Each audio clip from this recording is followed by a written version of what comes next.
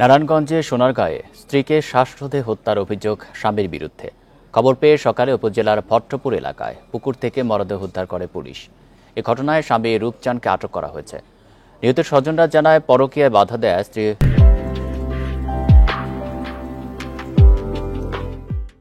সালমা আক্তারের সঙ্গে প্রায় ঝগড়া হতো রূপচাঁদের। এরই জেরে বৃহস্পতিবার রাতে সালমাকে শ্বাসরোধে হত্যার পর বাড়ির পাশে পুকুরে মরদেহ ফেলে দেয় রূপচাঁদ। মরদেহ ময়নাতদন্তের জন্য নারায়ণগঞ্জ জেনারেল হাসপাতালের মর্গে পাঠায় পুলিশ।